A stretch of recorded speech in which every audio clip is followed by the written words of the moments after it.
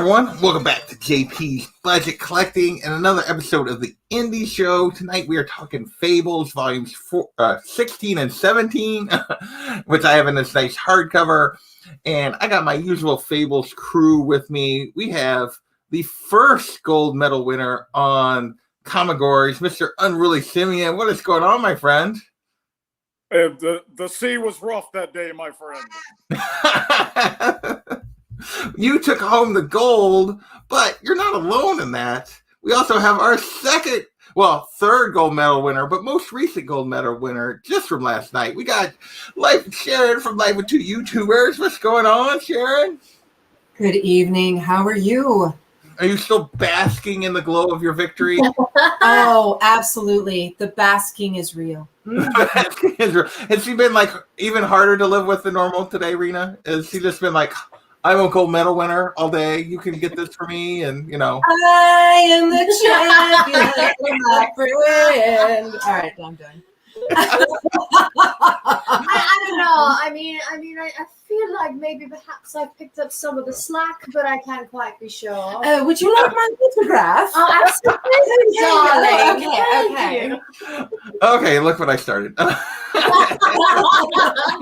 And last and not least, well, maybe least, we'll see. We got John. I mean, I don't have any medals, so no gold medal winner here. What the heck? I'm standing in for Magic Lasso, I guess. I'll be. Look, hey, there's Wonder Woman right there. Wonder Woman. Bestower of the medals. For the champ.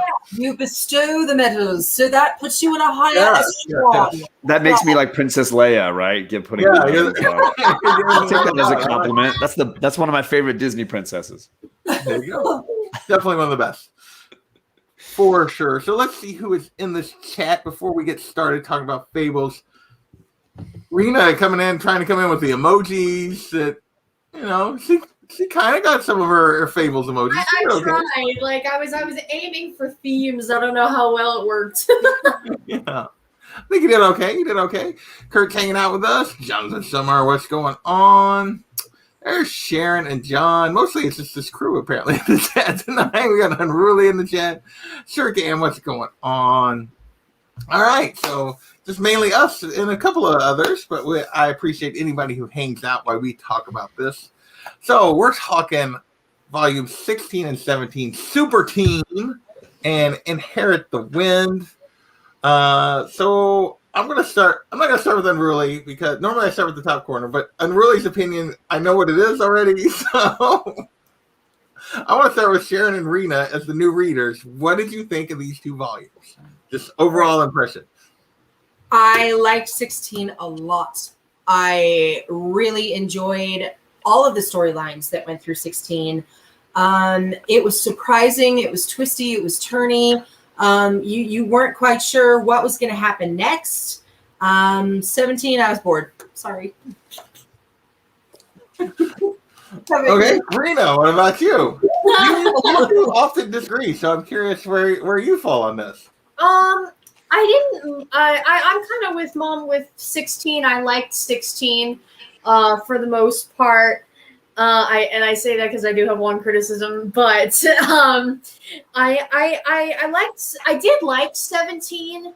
My only complaint about 17 is they bounced around way too much. Oh my gosh. Yeah, it wasn't bad because you know us, we love the Cubs and anything Big B related, but I feel like it bounced around way too much. Every other page. Yeah. Yeah. Mm-hmm. Yeah. I can see that. John, what about you? What do you think of these two volumes? I'm slowly, wisely evolving into Unruly Simeon in that the more I read these, the more I really enjoy the nuances and the first time I read Super Team, obviously as an X-Men fan, I was like, this is hilarious. Like it is clearly the riff on X-Men and Pinocchio. This is like the first time Pinocchio's had something new to offer in a really long time. Loved it. Thought it was hilarious. It's kind of part and parcel with the last trade where we were battling Mr. Dark, and now we had to kind of have a whole, I guess, finale to that. Yeah. And then I think there are some issues with with Inherit the Wind, but for me, it's a huge important part of the Cubs story, and I love the dynamic of the change of power and what that's going to mean long term for this family. So yeah, obviously Mr. Northwind being a huge part in both of these trades. Okay. All right, Unruly. Heap your praise. Let's hear it. I'm the exact opposite. I like the bouncing around. I like going from different plot to different plot. But that's my favorite light reading is space opera, where that's the format. Mhm. But John said it sets up important things for the family, the Big B kids, and it does. And oh my goodness, spoiler alert, Sharon, you're really gonna hate the next volume. Oh my goodness.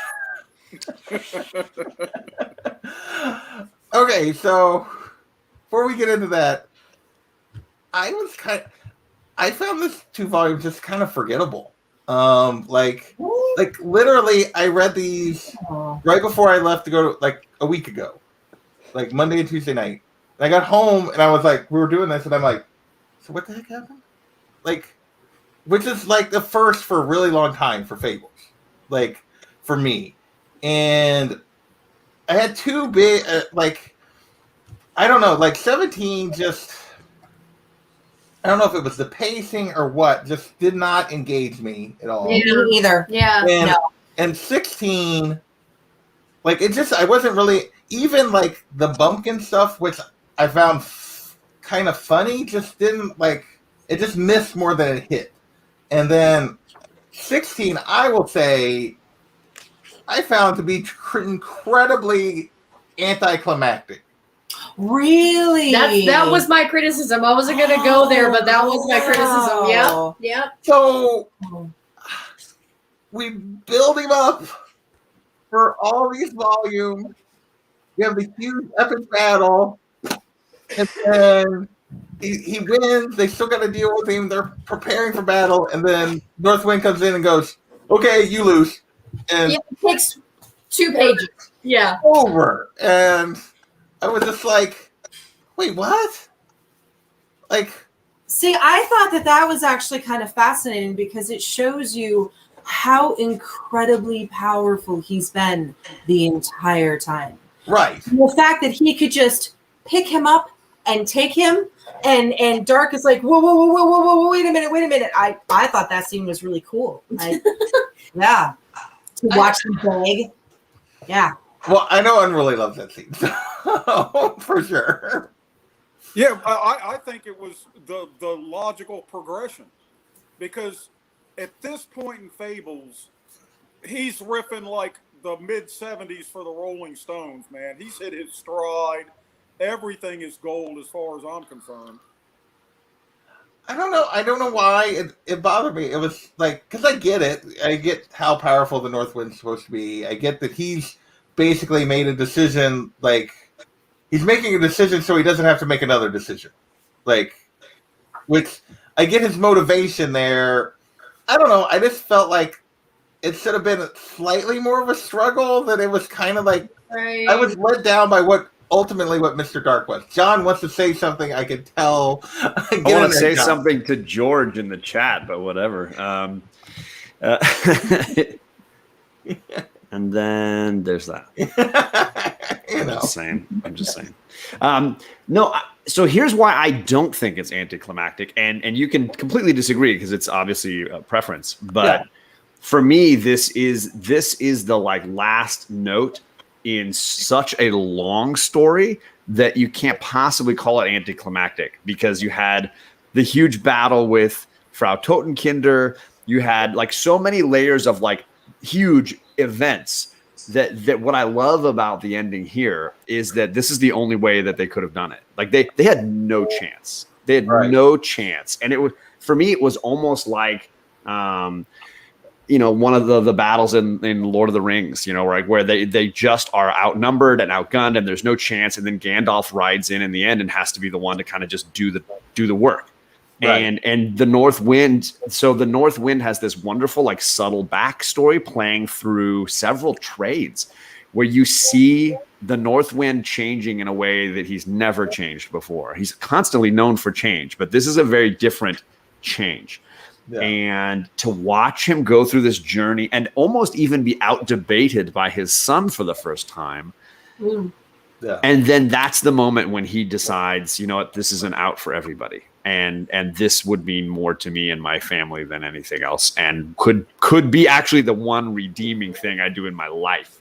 Yeah. And then just goes and does it. And it's not a big fight and it's not a big to do. It's a death sentence. I'm the executioner for the both of us. And it's just done. It's just zero done. hesitation. I thought it was really well done. I mean, you know, the whole part with him and Bigby in the woods, and the part where Bigby is so angry with him, and he's just like, no, really, you hypocrite. And the light goes on, and he's like, no, you're right. And he just goes and he does it. I mean, like, zero hesitation. I thought that was brilliant. In this one trade, you could say, yeah, I could see that it's anticlimactic because this trade feels like maybe it's building up to something. But for me, this trade is like the final note in like 5 trades of Mr. Dark. Mm-hmm. And there's been several confrontations with him in that time. And for me, it does. So in that way, I feel like we've had climaxes. This was just the denouement or whatever, like the final note in the climax. Plus, I think it could be said that all of the battles up to this point have weakened him to a degree. And they even comment on it, you know, when he's carrying the skull around, Mr. Dark is carrying the skull around, and he's like, well, I just don't really want to eat it right now. They have little subtle hints in there that these battles have done more than you think they have. And maybe that's another reason why North is so like, boom, you're done. You know, because he's been wearing away at the wall. He had the big fight with Frau. You know, he put his energy into, you know, turning Pratt. I mean, he's been doing all these big energy things. So he's not 100% powerful the way he was in the beginning when he was just trouncing everybody. So, you know, I think it's been kind of leading up to this. Yeah. Okay. Thank you, Cade, but keep your money. What are you doing? And shush your dog. Since he did the thing, we'll have to do. Yes! Did you see that? You see how they reacted in the chat? They loved it. Take that, Bear Island. There you go. All right, so I see what you guys are saying. I don't know. Just as I read it, I was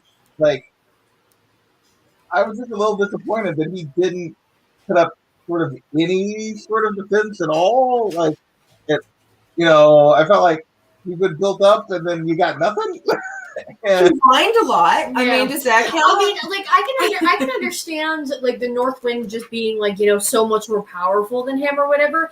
But I think it still would have made it better if they showed, you know, like Dark trying to ward him off and North just like calmly still progressing before picking him up and taking Well, you have to remember that Dark's ego was also involved here, because when he originally sees North, he's just like, whatever, whatever, talk to the hand. And I think he's really caught genuinely off guard. And because of the element of surprise, North is just able to grab him and take him, you know? Well, he does. He takes him by surprise. He uses all his energy to get him to his place in the north. And meanwhile, if you look at these panels, this double-page spread, Dark is he's slicing him to shreds while he does it. Yeah. And the Northwind says, you know, he's almost spent by the time he gets him to the box. That wasn't an anticlimactic battle. That was North acting impulsively and following through. And to your point, Sharon, that he was spent, yes. He just had the battle with Totenkender. His essence is changing New York City around him. He's hammering away at the borders. And remember, he remarked to the fencing instructor about how he was feeling a little off. Yeah.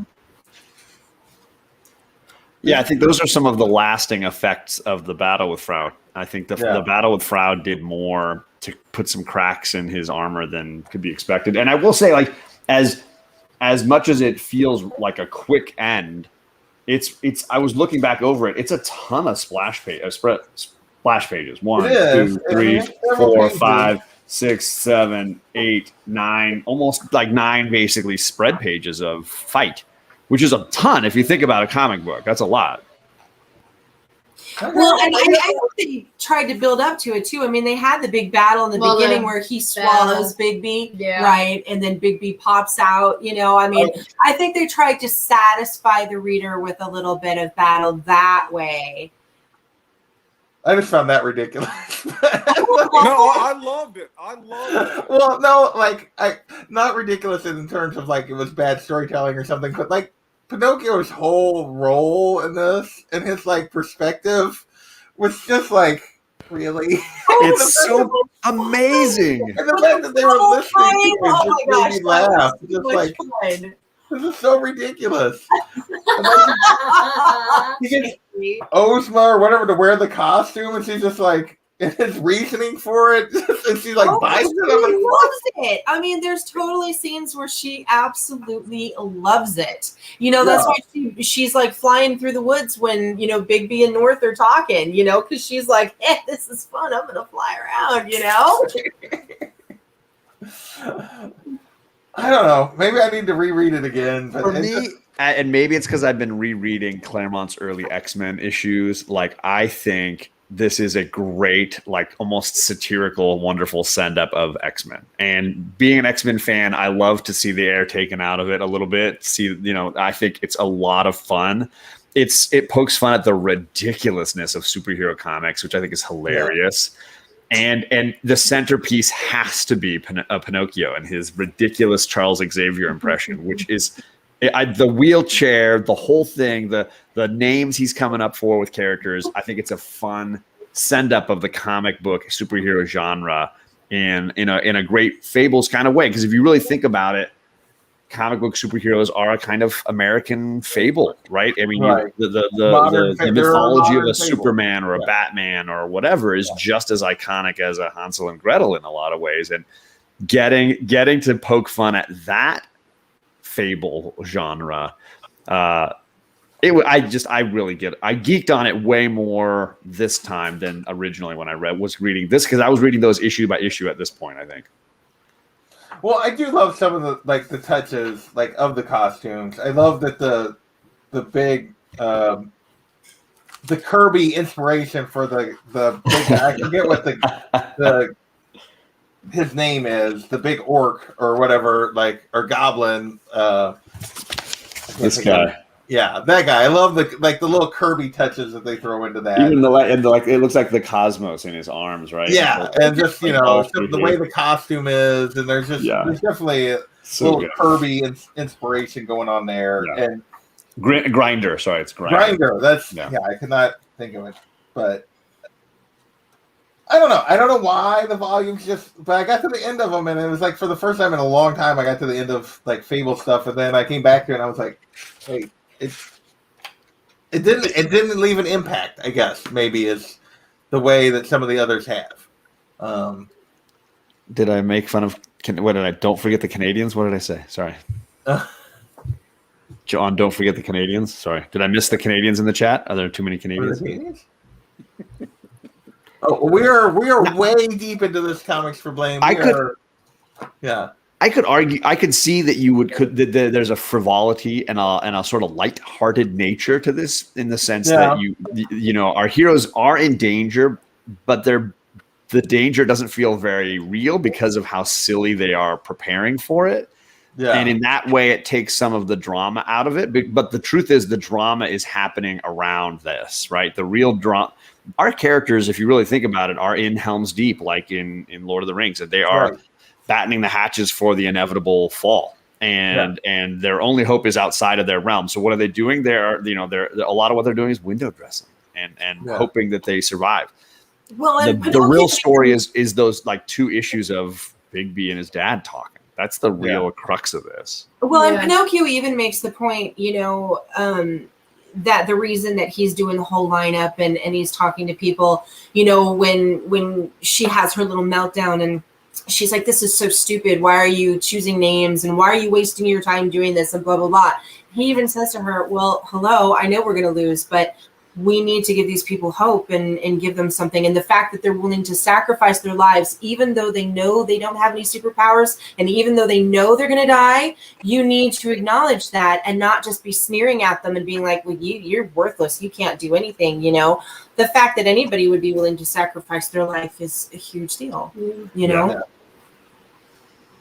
Well, it's definitely like good stuff. I don't know. I just, like I said, maybe I need to read it again. So let's. Well, I mean, Rena's on your side. I'd love to hear some more thoughts from Rena as well. Yeah, go ahead, Rena. No, that's all right. I mean, JP was basically talking about everything that I really agreed with. You know, That I thought was ridiculous. Oh, I know. Yeah, I saw you hovering on that. You know, so I don't know. I mean, I guess maybe for me, it almost kind of felt like they cheated because they give you this huge battle with Frau, and you think he's defeated. But then obviously he breaks loose, and the story still progresses. It almost feels like they couldn't decide which one they actually wanted to have happen, so they threw in both and made an excuse like, Frau wasn't powerful enough to defeat him, so he breaks out, and then they could bring it full circle with Northwind and his sacrifice, and I don't know if it's just because, we got this big confrontation between him and Frau that I'm just like, well, why wasn't there any of that if this is supposed to be the finale? I don't know. I kind of feel like it was an instance of they couldn't choose which ending they wanted, so they created a storyline to insert both. Yeah, I think that's a good point, Rena, because maybe that's more of what I felt like. Because I just feel like it was like after the Frau battle, and it was a dramatic battle. Oh, they won. No, they didn't. And then it was like, okay, they're prepared for their huge like defeat, and then we're just gonna have Northwind just take care of it. And it just felt not that it was easy because obviously I don't know, but it felt easy. It felt like unsatisfactory. Why did you bring him back to just like have the Northwind fly away with him? I don't know. It just felt a little. Yeah, unsatisfying. There were so many other things going on. Oh yeah, can we please mention? I mean, okay, yeah. The fact that she, his future betrothed, gets her Leah? transformation. Leah? How do you say her name? Leah? I have a feeling she might be a key factor later on. I actually was fascinated with that whole thing. That whole storyline I found really interesting. How she's lost all the weight. How he's like, well, didn't you know I'm going to be your prince? I'm going to be your betrothed. And then, when he's like, after he turns her, he's like, I wonder if she'll survive the wedding night. Oh, yeah. God. So I think that even though she's been so devoted to him all this time, even she didn't realize what a twisted pig he is. But who is this fencing guy? Yeah. I couldn't figure out who he was. Just some servant of him, somebody that but clearly who had been, how he found him this quickly and didn't turn him into one of his little. There's just no explanation. Well, he's just there and he's hot and then he's hitting on her. Yeah, and considering this one, you're starting to get little bubbles of romance from his direction. You're like, this jump. And can I just take a moment to mock Beauty? And just how unbelievably stupid she is. Oh my god. Oh, Beauty in this baby thing, and they still haven't figured out that the baby's transforming. And when you find a rat with its head bit off, how do you and your husband suddenly loses his powers? What a moron. How do you not put two and two together? Dude. She doesn't want to. Yeah, I was unruly on this. I feel like this is more like her in denial of that this is happening than it is that she's like, no, it can't be that. Anything more of, not that it can't be that, more of anything but that. Anything but our child having this curse. So she's refusing to see it. And that's what I see with that. It's I mean, she's going to this whole like when she comes back and the room's torn apart, and it's like, was your father like trying to come up with some plausible explanation for this? That's just like, yeah, and it's to me that she's just in denial. She doesn't want to see it. She's not seeing it because she doesn't want to. Maybe. Maybe. Or she's just an idiot. And, Well, she and doesn't come off the best, like her reactions, but you also basically new mother, and then he's like has lost his powers and still going to throw himself into this battle. And yeah, she's just not. I think she's a little emotionally not. She doesn't handle it well emotionally. This whole thing, but yes, she does not come off looking very well. Right. Oh yeah. Sure. and meanwhile, who's hatching yet another evil plan? Geppetto. Oh, of course, Geppetto is. Geppetto is, yeah. I mean, the fact that they took him to Haven where the forest is was really just a bad idea. Like, at some point, they're just going to have to, I feel like Geppetto's going to have to get eliminated one way or another because he's not going to stop. So, Yeah. He is the scorpion on the freaking alligator's back. Ain't no doubt. yeah. Right. Mm. He's a schemer. He's got Well, plans. and you almost gotta feel like, because I mean, there's been a lot of side stories too, but I mean, obviously throughout all the trades, the two big villains have so far have been Dark and Geppetto. And now that you have, Leia, or whatever her name is now, Miss Pratt, I mean, first of all, I just want to throw out there, I love that freeze frame of her. I thought Yeah, that I was gonna say I was right there with you. The reveal, yeah. Yeah. But I almost have a feeling that they're building up to put these two characters together. I don't know. That's just my guess, though. I mean, considering that, all the trades have had evolutions of both Geppetto's story and then Dark's story, and now, Geppetto's obviously still alive, and she is like the echo of what Dark started. I almost feel like we're going to get like a villain team up by the very end of this. Interesting theory.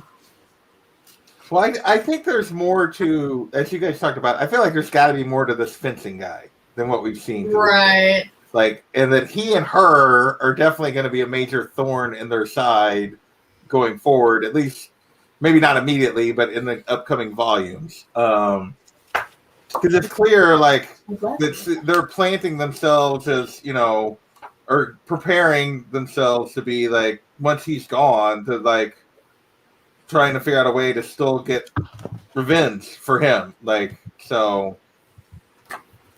it'll be interesting to see how far they go with that. But She's got even more fuel now for her unending hatred. yeah, Right. Never doubt hatred as a motivator. yes. I mean, Yeah. we are freaking simple creatures. That's all there is to that. And I'm acting like she's human or real. Right. Trey is shouting out your Southern Bastards reads too. It's a great read, Trey. Comics for Blame. Yeah. Trey. Yes, Great read. we got that coming up next week. So we'll be doing volumes 3 and 4 next week. As far as also, I want to mention just stylistically, they do some fun things that are throwbacks to early Marvel Bronze Silver stuff, like this splash. Oh yeah, the page F-Men. here, Right. where they list the whole of all the floating heads with their superhero names, Yeah. and then they have the splash page or the spread page where it's like they're all. There's some really fun Marvel throwback stuff happening in this, so I think. I just geeked out. The costumes are ridiculous. The hairstyles are outrageous, and it's just fun. I mean, even the like throwback Kirby hair here for the Green Witch is what they called her. Yeah, the Green Witch. I loved it all. So yeah, that stuff. I geeked on the throwback of it all. So, Carlito, with the the accurate statement. Probably very little, as usual. But I get the big screen for what you do. Okay. other things we want to talk, like, do we want to talk a little more? We touched on it a little bit, but the whole scene of Bigby and his dad, like, it's the beating heart of this volume. yeah, I feel like for we me. need to talk about it a little more. Obviously, all of Bigby's blustering about I'm going to come up with a way to defeat you. I'm going to figure it out. If it takes me my whole life, just comes to nothing. Yeah. And I think it's the first time either of them is completely honest with each other. Like, I think in that way, they give you almost an issue and a half of it, of just them in a woods talking. Yeah, I was blown away by it. And I do love, like, and they do, like, do a couple things here to, like, really show how powerful he is before the showdown, as he just casts her away, like, outside the agent, outside the barrier, just right. Like, get out of here when she intrudes on their conversation. And he's basically got Bigby where he can't do anything.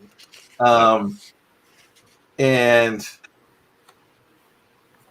you know, but I do think it's powerful for him. I don't know. I was just a little, I couldn't get past my disappointment in Dark, I guess, and how it was like, it just felt like he didn't live up to what I was expecting if the two of them confronted each other. Because they kept talking about how a battle between them could destroy the world, and then it was just like, no, it's over like that. and I realized he sort of cheated, like, in the fact that, you know, he had a plan already worked out. It's interesting to me, though, John, because you talk about Bigby out arguing his dad. Yeah, like he says, Bigby says, by your own, you've basically got to. But there's a law that says certain monsters have to be destroyed, and he says, right. Okay, then why aren't you already dead by your own hand? And then it's like silence. Dad says, touche. Bigby tries to speak again, and his dad says, please be quiet. You need to learn when you've won. And it's a great moment. And then Dad needs to concentrate and really ruminate on where the real good or evil is in this design. Yeah. And Bigby is able to reason logically with someone he felt like it was impossible to have that conversation with. And his dad genuinely listens to what Bigby's got to say because he's looking for a way out. He's looking for that loophole, right? And Bigby kind of lays it out for him by saying, why aren't you dead? And then Dad realizes, well, death would solve a lot of problems here. Yeah. Which affects Bigby later. Yeah. You know, Yeah. I mean, so, you know, because in the next episode, you have him coming to grips with the fact that, you know, his father is gone and maybe he did have a soul and he wasn't the cold calculating creep that Bigby always thought he was. So there's that scene where he's like, I did love your mother, you know, and I think that was probably like for Bigby because Bigby's whole beef with his dad. Yeah. You know? So I think Bigby, like, while he was mad, like, I think a lot of his, like, anger at his father was always bluster. Like, to me, like, he used his anger of what his mother, like, but he's more effect, like, when the effect isn't just like the actual act that his dad did. I think he's mad that ultimately he can't be mad at him anymore. Like, he doesn't know what to do. And their whole relationship has been anger at each other, or Bigby's anger at him and his response to it, or lack thereof, for the most part. And yeah, and I think Bigby is, like, frustrated, like, he's been frustrated the whole time that the way his dad, like, treats his children in a way he never got treated. And it's like, but he also sees how much they love him. And, like, so he's been torn this whole time about what is his relationship with his father and where does this go. And I feel like, to a certain degree, they've sort of been, like, slowly repairing it despite Bigby's impulses. And then this, yeah, it's just something that hits him a lot harder than I think he ever expected, that he cared more than he ever realized he did.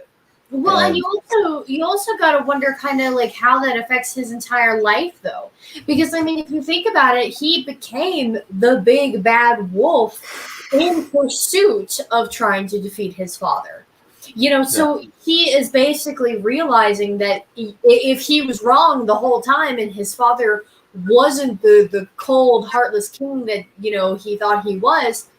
Bigby basically trashed his own life for millennia on a belief that now is kind of falling through.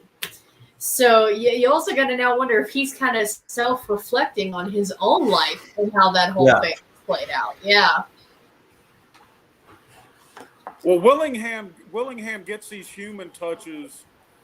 But he just, you don't see this level of emotional byplay in most comics, and he gets them spot on, even though they're amplified through these characters being magic. And I love this guy. What has he done since then? What has he done since Fables?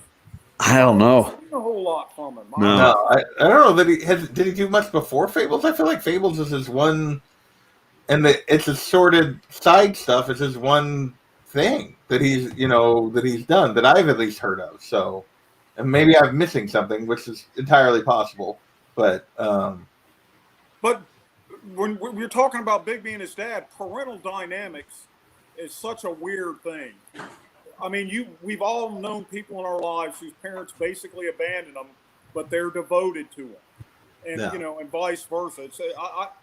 I'm not a parent. I never will be. So that whole thing is just kind of weird to me.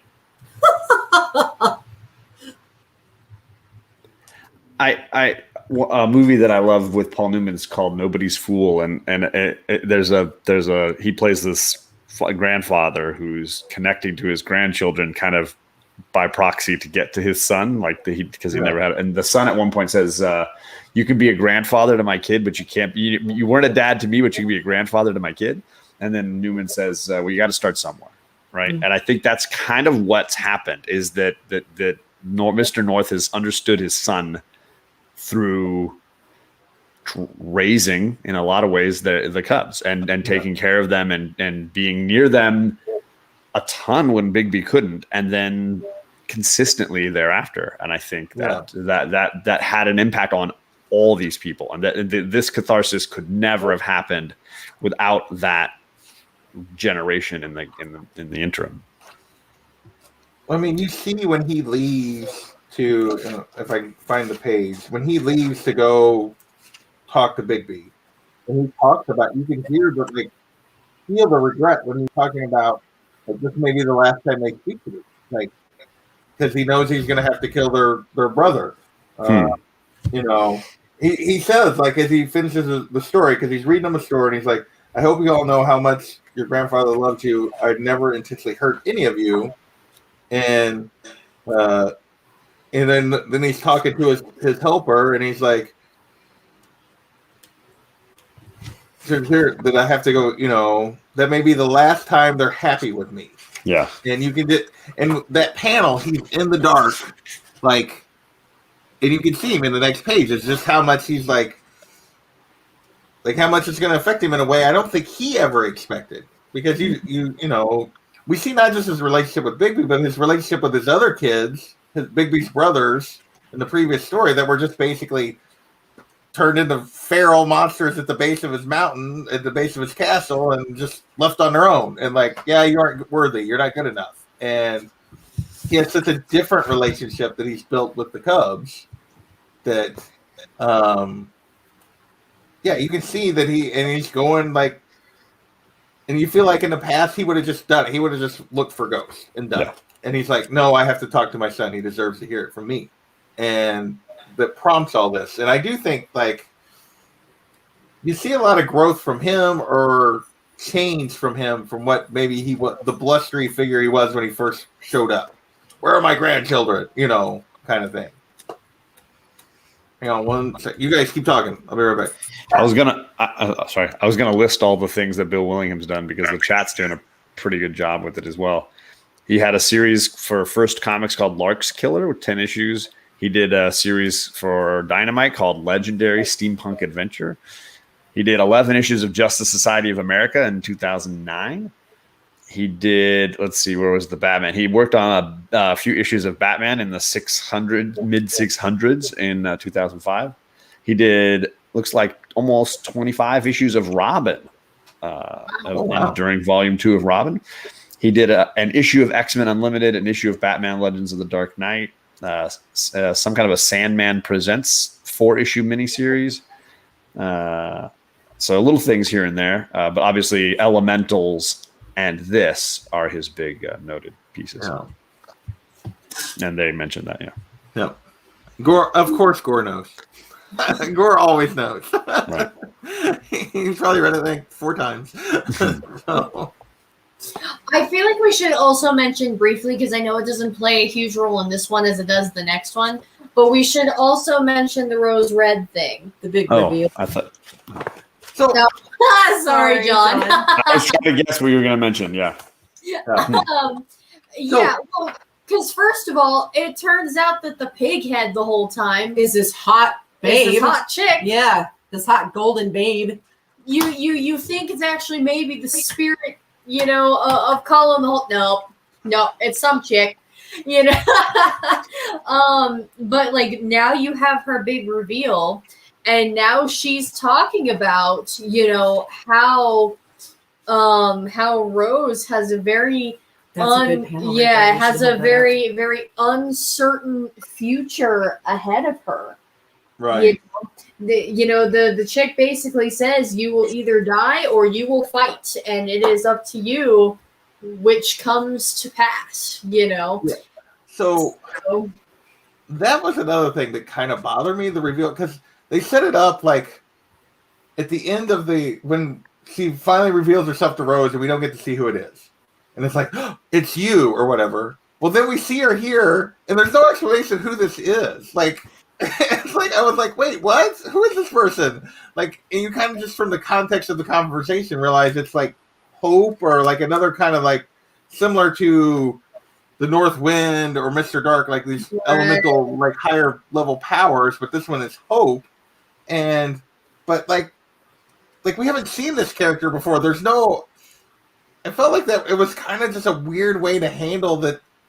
Why couldn't you have shown us before? Since this was she's a hot golden babe. I mean, you can't show the hot golden babe too soon. Come on, JP. But even when they show her, it's like from the back and from a distance, and it's just like, wait, who is this lady? And oh wait, this is that person. And I don't know. I just found that very odd way to like after they built that up to like reveal it this way. It just seemed odd because it's like, oh look, Rose is walking towards some lady. Who's this? And then it's like through the conversation you realize, oh wait, this is the person we didn't get to see before, and we've never met her before, and it was just an odd reveal. I just thought like, But that's what Fables is infamous for. I mean, they drop like this little piece of popcorn that isn't popped yet in the middle of this big platter of other things, and then all of a sudden 3 books later it's like pop. Oh, that's what that popcorn was. Yeah. So that's like kind of their the MO. boat at the end of 17. I'm just saying. Oh, yeah, I the feel book- like that's a Frau thing. I feel like that's a Frau thing. All right, well, honestly. and we have to touch on the whole Sleeping Beauty thing. Do we have You to? know, I know, where they like steal her and the weird green gnome guys and the beheaded guy. And then who there's was suddenly actually 2. beheaded. Yeah. well, that's the Snow Queen. That's the other lady they stole.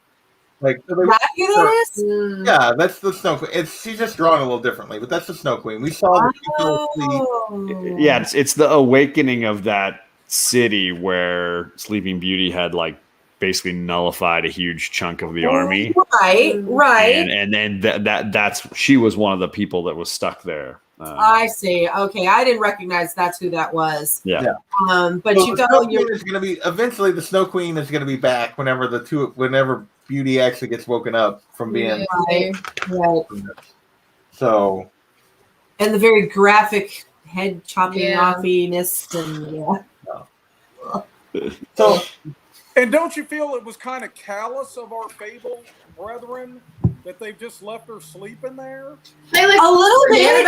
forget Yeah. Yeah. well, so here's I will say, like, part of me is like, how did they leave her there? But part of it was, if you remember, like, they did talk about what the original plan was, is they were going to leave her there until they had enough of the Empire, like, knocked apart that they could, like, that it wouldn't be a big deal if that core leadership woke up. It would be too late. is a lot of what the strategy was. Well, they were in the process of doing that, and then Mr. Dark came along and like wrecked all their plans and they basically have been in retreat mode. Yeah. Since he came along. So they haven't had a chance to like follow through to go get her. So I do feel like it's like, oh, poor Beauty just got left. She just got, or Sleeping Beauty, Rose, what is it? Belle is the other one. What do they call? Well, I know, but they actually, because they don't, because Beauty has her name. What do they actually? Aurora Sleeping Beauty, I thought. Well, and then a whole bunch of them die. Because like they all Briar die. Rose, yeah. Briar Rose, they had not had a chance to go get Briar Rose. Yeah.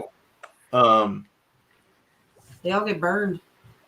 well, because we were kind of talking about this a little bit, do we want to talk about the rest of Rose's story before we move on to like, because we can talk about Bumpkin and then we'll talk about what happens to the kids here in a minute. So, We have to talk about so we see like Rose kind of go on her quest in 17 to like meet the other paladins of hope. Right. And boy, those are not like really hopeful hopes other than Santa. not so much. The Yeah. ones that are left are like kind of Yeah, like she was crying a lot. Like, Yeah. I feel like overall the trip probably more just kind of messed her Well, up. and just the color and the tenor of the whole bit where it's like that somber blue throughout the whole thing. And, I mean, yeah, this was very, very dramatic and very dark and very mopey. Yeah. Yes. Yeah, It's a Fables Christmas. yeah, it's a Fables Christmas, and it's touche. you Yes. get Santa is the hope that starts, and then it's like, oh, unfulfilled hopes is the other paladin that's alive, and then the hope for revenge. It's like, oh, Did anybody else get like Christmas Carol vibes off of that? You well, better. definitely You was better. Where it's like Absolutely. starts What out really day is jolly. it? Yeah. yeah, what day? Yeah, they were definitely melting Grim the Christmas Reaper Carol is the stuff. last one. Yeah. Yeah. Yeah. And then, and obviously the little ghost dude like totally sets her up, Uh-huh. which is Yeah, just but like, she's Rose. She'll work her way out of that. well, I'm sure, but yeah, she totally gets like, yeah, that guy totally is just a jerk. Like, oh, here's my opportunity. He was very opportunistic, which seems like for poor Rose, most of the men she's ever met in her life have been like, not that she's been great, but she does seem to meet a lot of very opportunistic guys.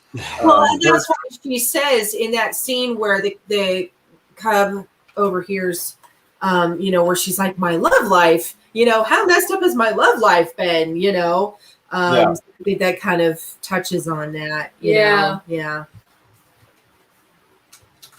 She's sexy. Yeah, I mean, I feel like I'm a sucker for anything Christmas Carol even adjacent. Like I think it's just an iconic story that I've actually read every other Christmas for quite a few years. I just go back and reread it because it's just so amazing. And so I loved that tenor. I really enjoyed the way they used that as a way to peel back some layers on Rose. And yeah, her connections to hope and her need to find her own identity, which I think in a lot of ways we've even commented might be lacking as a character, that she has little identity outside of being Snow's sister and having this sort of failure repetition in her life. And this was a chance for her to actually own her journey. And I think that's hers is a journey of finding self-empowerment, right? And what I love about the storylines in some previous trades where we see her dealing with mental illness and dealing with depression and dealing with tragedy is seeing her come out on the other side with a sense of herself. And that's where we're kind of heading with these things, and her being able to label her own decisions and own them as hers, and not blame this person or that person or sister or whatever. Yeah, it's making it her journey instead of the side journey to Snow's journey. Absolutely. I think she feels like her whole life has been. I totally. And so, yeah, I think that's where we're headed. But it was just an interesting fact that, like, oh, you're going to be a paladin for Hope. And then the hopes that she gets to be compared, the other three are like, oh, it's Santa, awesome. And then it's like, the other two are just like, But oh. isn't Hope at its core like mist? Like No. it's not it doesn't exist. It's just Right. something to put positivity into, right? Yeah. And it what is the you can hope in one hand and crap in the other and see which one fills up first, right? Without putting any effort in, without putting any sweat, blood, or tears into your efforts of hope, it's useless. Right? Hope is not going to get you anywhere. And I think you look at these bastions of hope, and each one of them represents a huge chance of failure if there's no blood, sweat, and tears to back it up. Right. Definitely. Okay. Anything else on Rose before we talk about our monkey friend who gets to have some nice fun in this one as well? In the merry old land of Oz. Merry old land of Oz. The merry old land of Ev. Well, Have you so I love any of how, y'all read Go ahead. any of the Oz books? I have not. I have not read any of the Oz books. There's some wild, weird shit going on in those books. Yeah. You need to check them out. It's not like the movie. No, Right?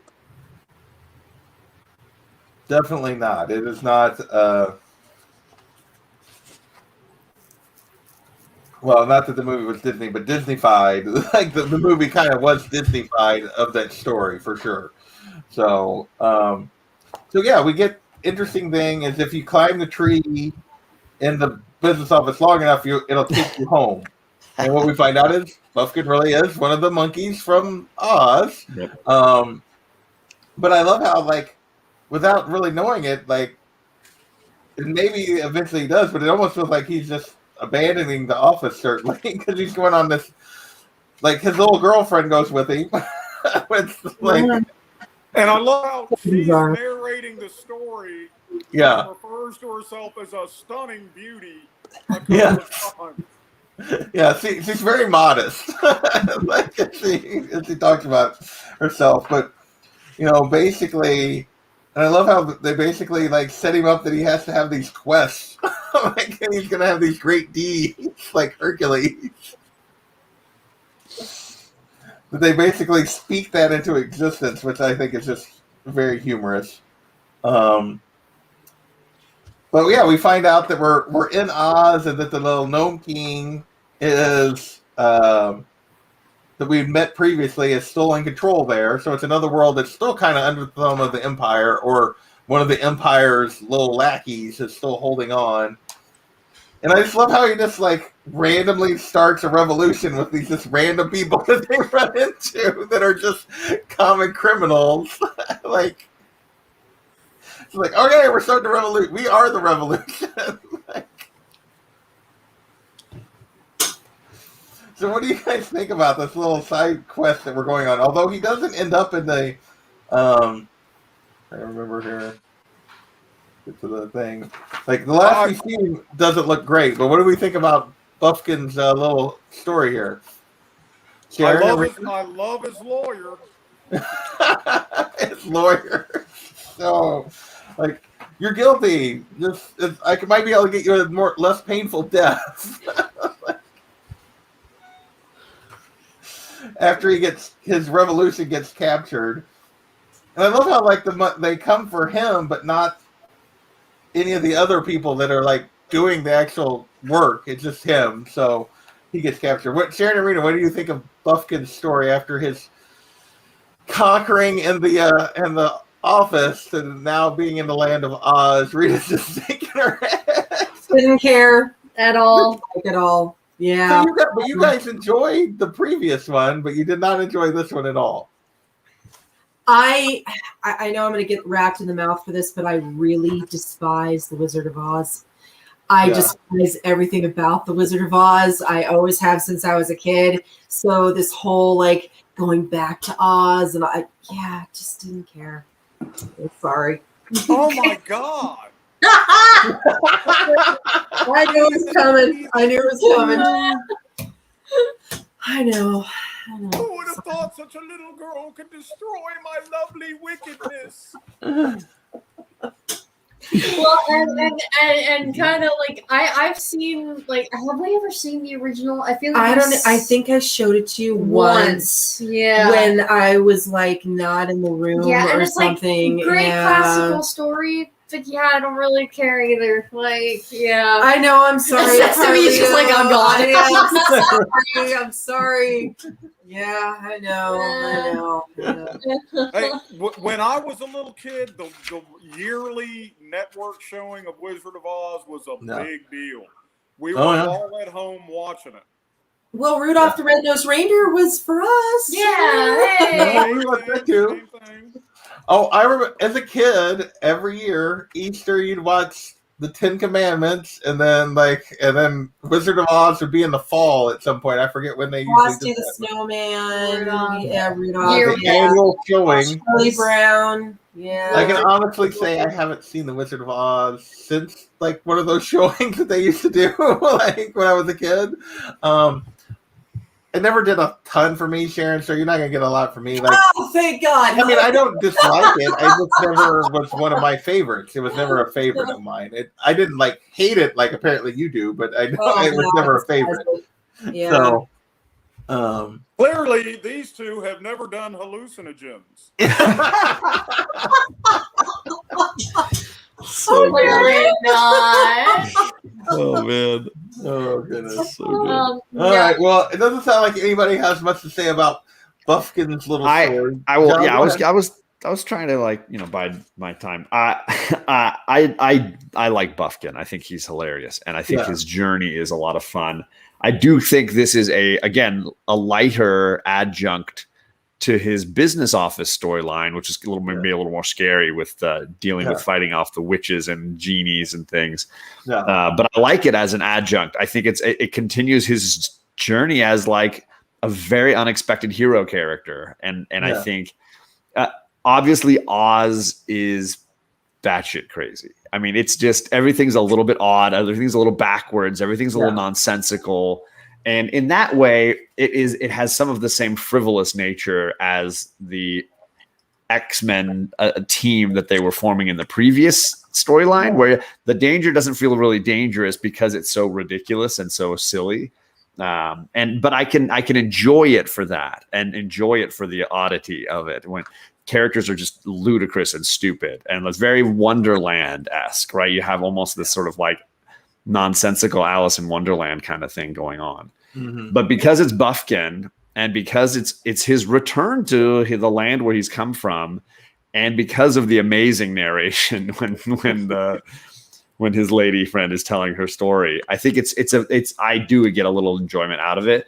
But it's pretty minor in obviously this trade. It's not like a huge part of it, but I enjoyed it for the little respite from what the kids are going through. Definitely. So let's get to the kids. So after Mr. North makes his sacrifice, I want to ask the three people that have read it for the first time. Could you predict which kid would become the new North Wind? Yes. I had no idea. Nope. Yes, and two no's. Her name is Winter. I'm saying. To me, that was the dead giveaway. Like her name is Winter. Like I was like focusing so much on Ambrose. I mean, the whole time they've been focusing on Ambrose for so here was the thing. Like I thought maybe Ambrose. Like I thought just because of her name, I'm like it's most likely going to be Winter because she's also a little bit like unassuming, less confident than some of the others.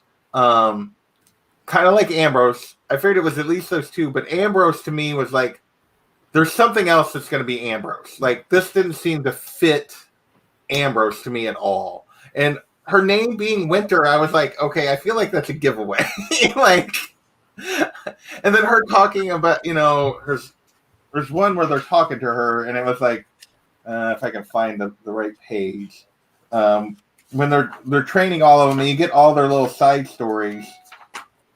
And Like I knew it wasn't going to be the brash leader Dare. one. Yeah. Like there Well, was no and my way. question is she going to be the one that gets killed? Because remember the prophecy No, where he says, and someone who has to kill her. So I mean, Well, no, that's if somebody goes evil. The one will become king. Yeah, One they will all become- have a position. Her position has become king. Like that's Yeah. already like taken her off the board from that. and it says one will go bad or make a bad decision. and one will Die to trying to her. stop her. Yeah. So it's Mhm. one of the girls. Yeah. But I don't know if it's Winter. But see, because Ambrose was the one who back trades and trades ago, when they found Bigby's brothers, it was Ambrose who was in trouble. Ambrose was the one who was focused upon in the first Christmas story. Ambrose is the one that they focus on in the beginning of 17 because he hears the prophecy of the Cubs. I think Ambrose is going to be the one to die. Is that why? I think that's why you have seen Ambrose so much. more than any other of the Cub is because they want you to love him for the chubby, goofy, scared kid that he is. I actually Well, disagree people with want that to also. Interesting. I can read you the prophecy again if you want. Yeah, I just looked it up. real I quick. got it, but if you want to read it, John, you have Oh, a you better found it. reading Okay. voice. So it says the first child will be a king, the second child a pauper, the third will do an evil thing, the fourth will die to stop her, the fifth will be a hero bold, the sixth will judge the rest, the seventh lives and to ages old and is by heaven blessed. I think that's Ghost. That's got to be Ghost. Yeah, I think the last one's Ghost. Yeah. See, the first time I read it, my guess was Ghost was going to be made the king. I thought it was out of left field. Yeah, no. I actually guessed that too. Yeah. No, I thought maybe it was Ambrose just because of how much they focused on him. But as soon as they crowned Winter, I was like, nope, Ambrose is gonna die. So here's the thing. I actually think Ambrose is the seventh. Lives to ages old and is heaven blessed. I think that's Ambrose. To me, that's where his character is going. It differently. Yeah, like so. To me, he fits that. Basically, becomes the wise old sage that lives the wonderful light. Like to me, that's where Ambrose is headed. John's got his poker face on. I know. John is trying very hard. I've really enjoyed on the reread kind of seeing where these kids' personalities are and how that plays into the prophecy. So yeah. I think the sixth is Connor. Because Connor's kind of the quiet kid, and even during his side story, when the elf dude was like, "Well, why aren't you practicing?" Connor's like, "Why would I? Everybody thinks it's Darian anyway." Yeah. I think the one to judge the rest, I'm guessing that's Connor. Probably. But the only other reason why I think Ambrose is the one to die is because he's the only one who knows the prophecy. None of the other kids know about it. I mean, Snow and Bigby now know, but Ambrose is the only one who knows what's going to happen to the seven of them. And if they don't tell the other Cubs, then I could see Ambrose understanding the fact that his role is suddenly to be the one to die and accepting that. I don't know. The kids in her jam. She loves it. I just don't think so. I think one of the others makes the sacrifice. I actually think either Connor or Ghost are the one that makes the sacrifice to stop one of the others. But Who is it, John? Who is it? Yeah, come on, John. Spoilers. We'll say you don't have to wait very long. there you go. Is that what you said we wouldn't like the next one? Because one of the kids is going to die. I basically said when you got to the 11th out of the 22 that I was like, the second half is there's a lot of heartbreak and a lot of heart wrenching and a lot of it's the journey's not done and there's a lot to go. And for those that are trying to follow along with this conversation, the previous story ended with the death of the North Wind, the grandfather to these the grandchildren. Yeah. And now the seven are competing in events to decide who will become the next North Wind. Basically, a fable god in the making, a child god in some ways. And I think the next volume is the most torturous for me to read because it's just Right. it's powerful and it's complicated and it plays on a lot of darker fables. I think we're getting into some of those darker fables that have real stakes, like real emotional stakes, and I think that prophecy plays into it. The prophecy about these 7 children and kind of what their lives will be. So yeah, I think it's fun to guess because you hear the prophecy and you instantly are like, okay, well, this one could be that one, and this could be that one. I think it's a prophecy is a cheap trick for a writer, but it's a lot of fun. I think sometimes if it's done well for the reader. Yeah. So now I'm just trying to flip through here, but yeah, I don't know. To me, her name was always the dead giveaway. Like, all right. I'm impressed. I did not guess as a reader the first time. I definitely had more of an eye on Ambrose the first time through, and I think that was the great red herring that they lure. Ambrose. Like, I think Ambrose is obviously he in many ways is the child we spent the most time with. Like, right.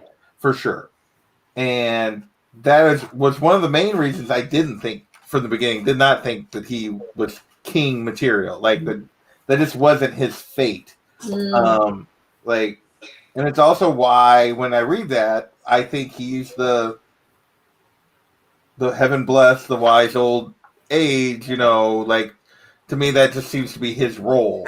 Well, he's also too kind, too gentle, and too sweet to be the North Wind. Let's just really reflect on it. It's not in his nature to be the North, the cruel, unforgiving North Wind. So if you guys want to know, like to me, it was her name was a bit of a dead giveaway.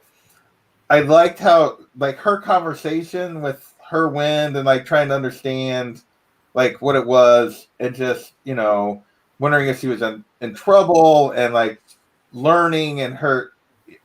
I don't know, her conversation to me like didn't really give it away, but I'm like, okay. Whereas the one brother was he's clearly a wolf. He's not a wind. Connor? Yeah, no, not Connor. The one I thought was going to win. Dare. Yeah.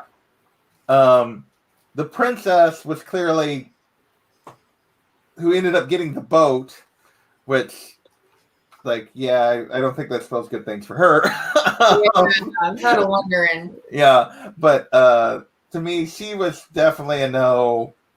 Yeah, I just said Connor didn't have the confidence. Like he was just too sure it was somebody else, that it wasn't like he. So yeah, to me, I don't know. She just seemed to be like the obvious choice to me. That was going to be who. Okay.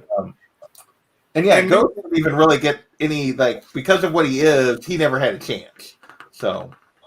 Meanwhile, what about the other 3 wins and their little plotting behind the scenes? So they were clearly not happy with the way things turned out. Yeah.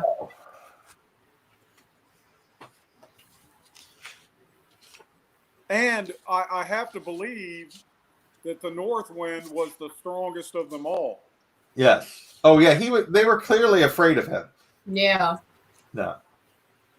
And so it would just suit them to a T to have their own little puppet in place as the North Wind. And I really like how we're exploring or getting at least to see a little glimpses of the North Wind servants and their role. Yeah. That's cool, man. He throws some thought and characterization into everyone. No. Definitely, and I love how they change. Like when the other winds are like, why do you appear in such a way? And they just change. It's like, that's how you like us to be. So like they just can kind of alter themselves for the appropriate occasion. No, it'll be interesting to see because I don't think Winter's in for a easy time, but in any way, shape, or form. Mm. But the other wins, I just kind of found. What's the word I'm looking for? Petty. Yeah, like kind of just like they basically like the way they behaved and the way they plotted just revealed to me like, oh, they really are pretty weak. Like they're not like And if she truly has this power, they really probably can't stand. Even to her, they probably will not be able to stand up to her if she figures it out at all. Like, so yeah, I just found them to be very So we'll see. I'm sure they're plotting something. But what a hell of a mantle to be thrust upon you as a child. Oh, Yeah. really? Yeah. Yeah. Well, yeah, you always hear. I mean, you hear about in the old times when when you have the child king, and it's just like, yeah, how well that usually didn't turn out. Right. But yeah, and you can see, like, to me, obviously the dare and the way he reacts to them discovering that she's the new king, and yeah, like he was just petty, and yeah, he just clearly was not appropriate. So. No. Well, and let's remember too that Oh, she brought back. well, yeah, like so she's Prow. getting and what's his name? The husband. Fox Keeper. Hamster dump. Dumpster. Yeah, yeah, Mr. and Hap. how she's like, we intend to repay you someday. So there's obviously some big favor that's going to be coming into play later from that, which I think is going to be important. Yeah. So, yeah. Okay. Well, we're well past our hour at this point. You guys got anything else you want to say about these 2 volumes before we close it out? Somebody has to mention the wonderful Adam Hughes. story at the very end Porcupining. with the Oh, no. Oh, the porcupine, yeah. So we've met this porcupine before, and it was so we finally get his backstory of why he like is attracted to human women, and so he tries to play himself off as like the Frog Prince. Basically, it's the same story as what he tries to play himself off as, and Right. yeah. Or for just a kiss and a cuddle, a new set of steak knives. Oh no. Yeah, he's very ridiculous. He is. But they like to put in those little silly, you've got all this heavy subject matter, and then they kind of slip in the silly The fun humor, you know? yeah. Yeah. So that's nice. Definitely. And at the back of this we get all the like character designs of the little superheroes. That's so good. Yeah. The bubble pipe will definitely just remain one of my all-time favorites. I found that just hilarious. I know that didn't impress you much, JP, but I I think so. Most of it. There are some stuff I think that he does not pencil. Some of the side stuff he doesn't pencil. I don't think, but the main story. Hold that panel up right there. That Just panel's right just there. phenomenal. Yeah. Yeah. Where he's got his little pipe and his so good. So good. He's so. I love it. Pinocchio is so ridiculous. It's just It's like blowing bubbles out. and maybe this goes back clear to the beginning for me. Like I've just had a hard time with Pinocchio the whole time, and he's just so ridiculous. And like It's part of his charm. I guess.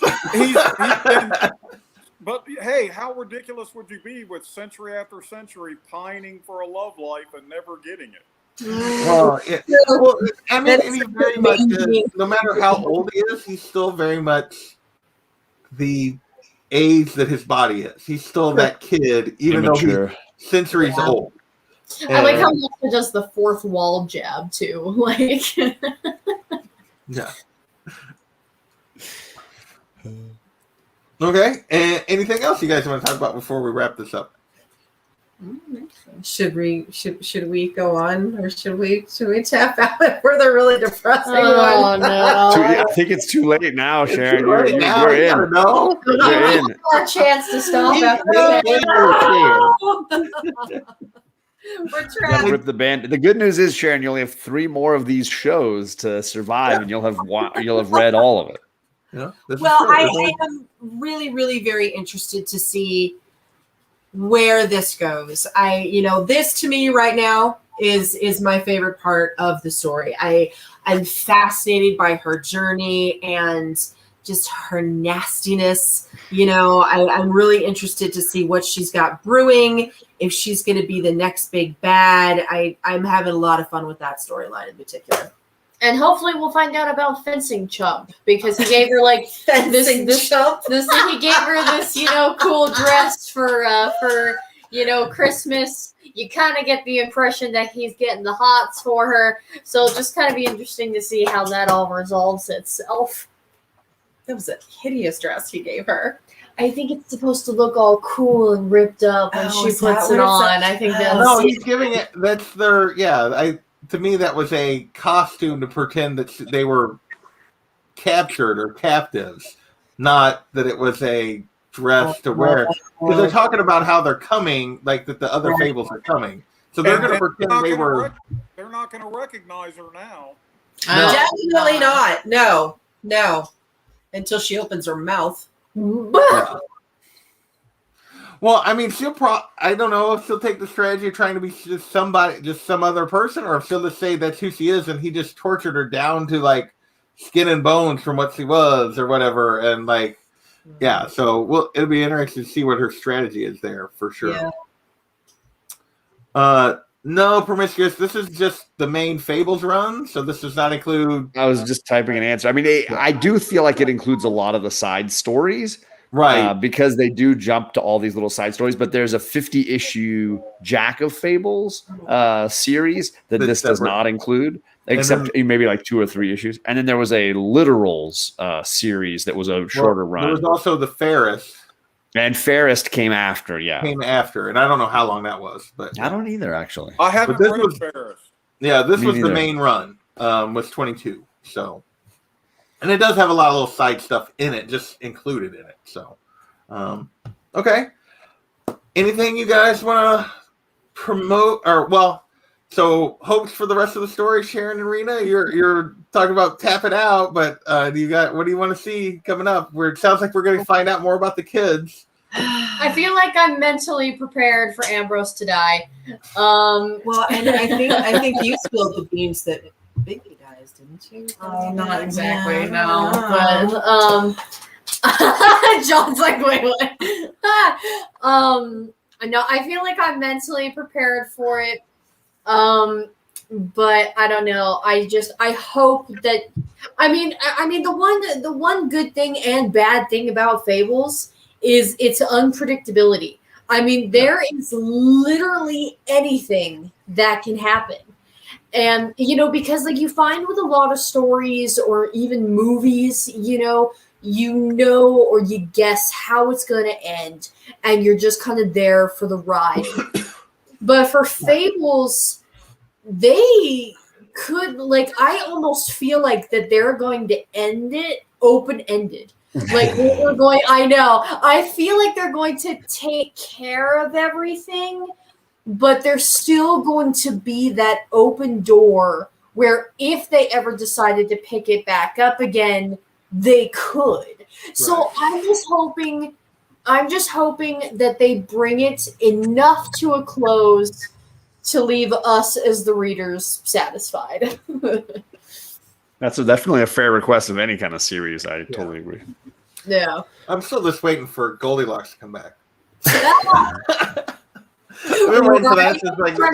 Number 3, like zombified and all right. Unruly, you got anything you're gonna promote or talk about or do on your channel? Not really. Other than post awesome pics of Loki as a puppy on your Instagram?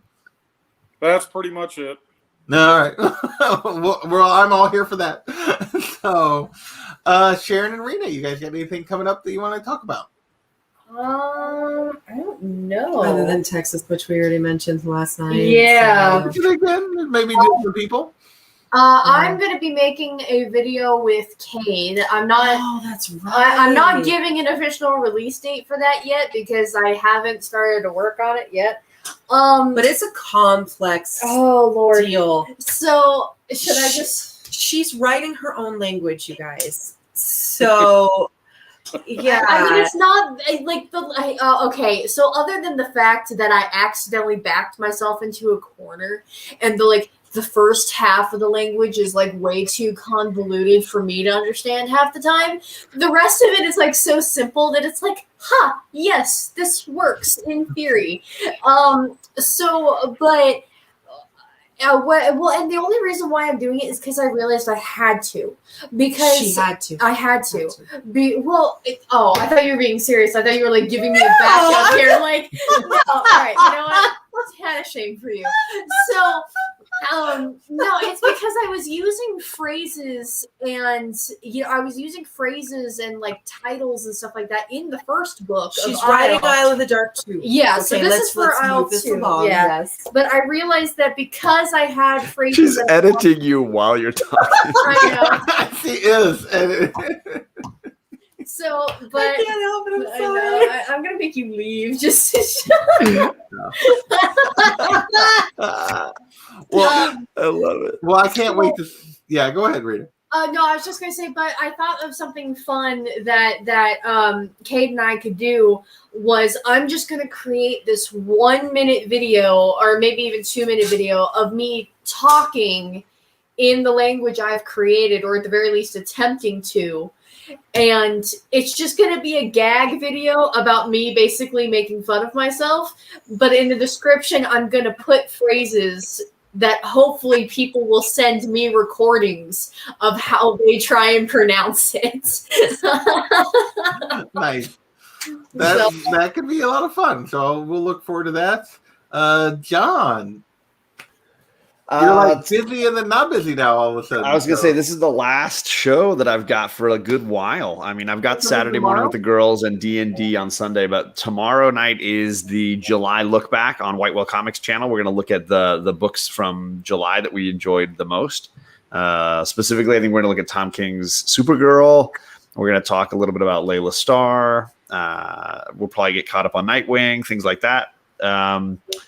But then, yeah, I'm next week. I don't think I have anything during the week. Monday, Tuesday, Wednesday, Thursday, Friday, wide open. So nice and relaxed for a little bit. There you go. Nice. So I got usual weekend stuff.